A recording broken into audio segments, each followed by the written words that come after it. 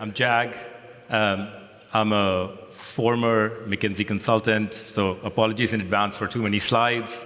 But I'm also an engineer, so I'm going to try to leave you with something tangible and actionable.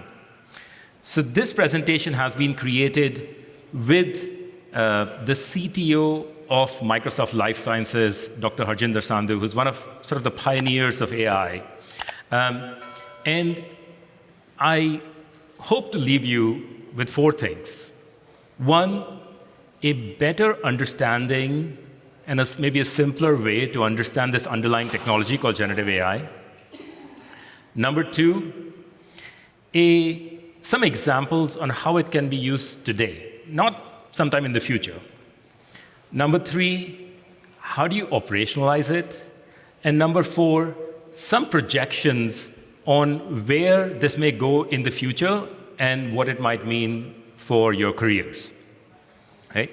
So 4 things. I have seen this at almost every client. Rising responsibilities with the rising number of suppliers, number of regulations, number of targets, but the budgets aren't keeping pace. This productivity gap, unfortunately, seems to be widening over time, which is so strange, right? Because with all the investments in technology, especially over the last 10 years, how is this happening? So one key reason for this is that the traditional technology isn't a great fit for unstructured data. Now, procurement, of course, working across companies, works with unstructured data all the time, like reports, contracts, policies, etc. Procurement needs reasoning and problem solving, not just simple computation. And procurement needs to generate content, not just retrieves content that's saved in a database. So this is what's different about generative AI. 1, it can truly problem solve and reason, and in fact solve problems that it hasn't seen before. And number 2, it can generate, not just retrieve fields from a database. And finally, the way you interact with this technology is via natural language. So it's natively proficient in unstructured data. And it's really smart, like PhD level smart. So the latest model, O1, is testing at 120 IQ points, which is 30 points higher than the previous generation model. So you can imagine just the pace of improvement is breathtaking. Now, this is absolutely perfect for procurement. You can use something like this across the life cycle of your suppliers. But let's see some concrete examples. So in the first slide, I started with one of the things in the productivity gap slide about how increasing regulations are impacting our world. So with traditional technology, the way we operationalize a new sort of regulation is by updating the policy and then creating a business requirements document, and then finally handing it over to a tech person to implement it. Generative AI can completely short-circuit this. So you can actually go directly from business requirements document to a complete, fully operational workflow, and you can even go from policy to a complete workflow. Let's see it in action. So here's a policy. Awesome, right? We're going to upload this policy directly into the system and have generative AI scan it, right? So generative AI will basically take a look at the policy, interpret it, and then you can see it's instantly creating all the orchestration needed across people, processes, and even systems. And it's listing down all the steps, right? Everything that it's doing, so you have a complete audit trail. Now, you can click on any of these steps to view exactly what they've done. right? So you sort of, you have citations. And if you want to make any changes after that, you can simply ask in natural language, and generative AI will suggest some best practices for you, right? Now let's see, there you go. So when I showed this a few months ago to Dr. Eloise Epstein, she pushed us to go further. She pushed us to see if we can go directly from regulation to process orchestration. And we love a good challenge. In this case, a user is trying to implement a new policy, the EU AI Act. I know it's a bit circular. So the user just types it in. What generative AI is doing is actually goes to the policy's website, reads the policy, interprets it, goes to other related websites, high authority websites, and then synthesizes the findings, creates an operational plan, and instantly creates this for you. Now, this is not available today. This is, sort of more in the future. But I'm blown away by how much easier our lives could be once this is available, because it will be. Next, who here loves lengthy questionnaires? Okay. Neither do your suppliers. And that's the reason why there's so much friction in the supplier's journey. The big part of it is because of these lengthy questionnaires. In this case, a supplier's logged in, and generative AI has already scanned the supplier's website and pulled all the answers that you could find on the websites, including stuff that's in ESG reports, etc. And when the supplier uploads additional documents, like SOC 2 reports and contracts, generative AI will then automatically scan those and complete additional answers or fix previous answers. So all suppliers need to do is simply review and submit. So the major pain point in our process of collecting data is likely going to be a thing of the past. I'm so excited about this. Lastly, I just want to show you, once we've collected the data, what we want to do is understand the risks.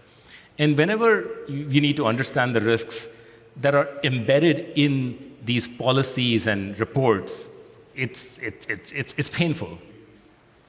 In this case, generative AI is looking through a SOC 2 report and comparing that against the client-specified controls framework and automatically flagging a few risks. In this case, it's flagged the physical security risk, but it's also analyzed 17 other areas and identified no risks there, right? And it's basically also added explanations and evidence for each of those controls areas. This can take multiple hours of an expert's time, right? And that's why your experts are, often backlogged. So hopefully you can see that generative AI can help across the life cycle. And I've only given you a few examples here, right? Hopefully in the expo hall, what you'll see is many companies working on multiple areas. So I'm super excited. Now, how do we operationalize it? And this is a research that I found from OpenAI and University of Pennsylvania that basically, also mimics what I'm seeing in the real world. So what it says is for functions such as procurement, generative AI alone, standalone, can only automate about 15% of the tasks today. But generative AI plus a robust, flexible SaaS solution can automate up to 50% of the tasks. And intuitively, I think it makes sense, right? Because you want these AI bots to actually work within your ecosystem, including, with all the existing systems and processes and different functions. So this makes sense. But overall, evaluating generative AI solutions is trickier. So one of the reasons why it makes it tricky is because it's relatively easy within 4 to 6 weeks to create a sexy demo. However, to make it production ready requires up to 6 to 12 to 18 months of work. And what does it mean by making it production ready? you need to ensure that it has efficacy in the real world and reliability, obviously, that it maintains a complete audit trail of every step with all the citations and references and all that, right? So you can give it to an auditor in the future. That it has guardrails just to protect you against, this going rogue. And the underlying AI agents actually change over time and can degrade over time. So ongoing monitoring of all these is super, super important. In addition to it, you need to ensure that your provider, whatever underlying AI model that they're using, that model meets the 6 pillars of Microsoft's responsible AI, right? It's critical. Most of the major providers will do it, but this is when your provider is using potentially an open source model in the back, like open source GenAI model in the back. So we are at the, I think, in very early stages still. It's very, very helpful, but we are still in very early stages. So we're moving from the traditional technology, which is mainly DIY, like do it yourself, it'll guide you, it'll help you maintain the system of record, to copilots, which are like helpers. And as you saw, they can automate up to 50% of your tasks. Awesome. To AI agents, who are like co-workers, who will do the whole task for you on your behalf, and you manage by outcomes. And AI agents, kind of deployed in a sort of a really nice, tangible way, can actually help 10x your productivity. Because you can deploy as many agents as you want. Now, we haven't reached the innovate and self-organize phases yet, and if you want to discuss implications of what that might mean, happy to do so over drinks, right? So I just want to end with, similar to the Industrial Revolution and the communication revolution before it, we are at the precipice of a productivity revolution. But like all revolutions, they bring about changes. And how you adapt to those changes could actually mean the difference between you being the hero and actually 10xing your productivity within your organization, or 10xing the productivity of your organization, or you being a blacksmith during the Industrial Revolution. I think the choice is that clear, right?